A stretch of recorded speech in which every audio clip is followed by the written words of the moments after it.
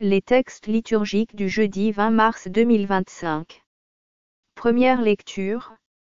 Maudit soit l'homme qui met sa foi dans un mortel. Béni soit l'homme qui met sa foi dans le Seigneur. Jérémie 17, 5-10. Lecture du livre du prophète Jérémie. Ainsi parle le Seigneur. Maudit soit l'homme qui met sa foi dans un mortel, qui s'appuie sur un être de chair, tandis que son cœur se détourne du Seigneur. Il sera comme un buisson sur une terre désolée. Il ne verra pas venir le bonheur. Il aura pour demeure les lieux arides du désert. Une terre salée, inhabitable.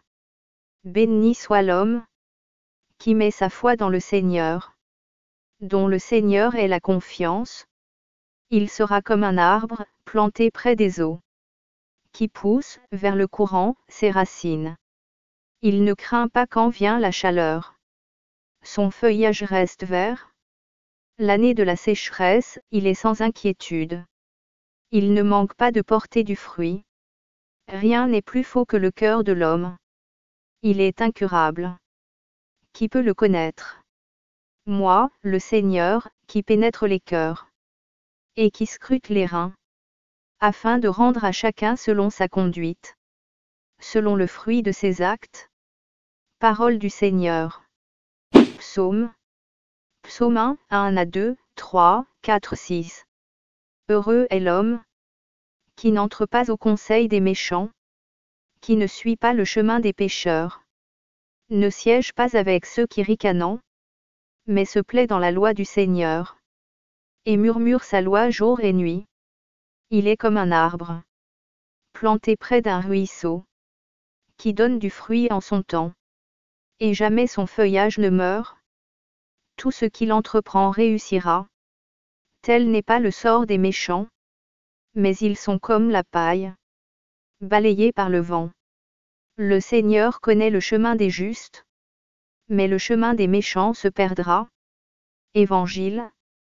Tu as reçu le bonheur, et Lazare, le malheur. Maintenant, lui, il trouve ici la consolation, et toi, la souffrance. Luc 16, 19-31. Évangile de Jésus-Christ selon saint Luc.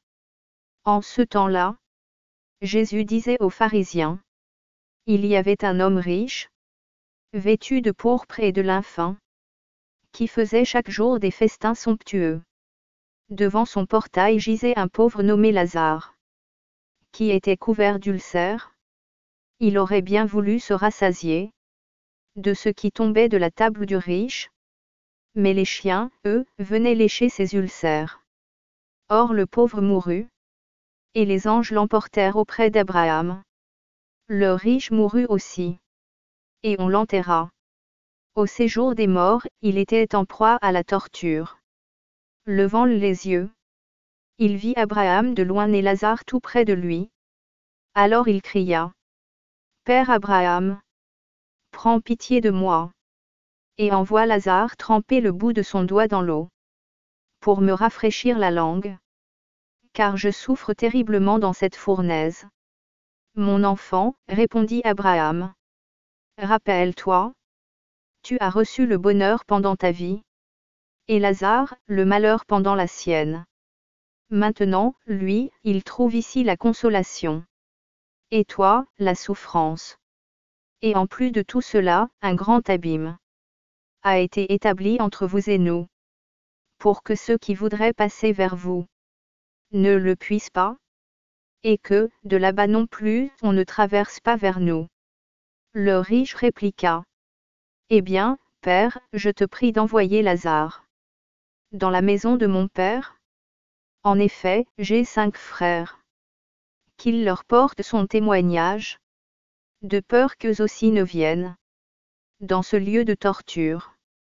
Abraham lui dit: Ils ont Moïse et les prophètes, qu'ils les écoutent. Non, Père Abraham, dit-il. Mais si quelqu'un de chez les morts vient les trouver, ils se convertiront. Abraham répondit: S'ils n'écoutent pas Moïse ni les prophètes, quelqu'un pourra bien ressusciter d'entre les morts. Ils ne seront pas convaincus. Acclamons la parole de Dieu.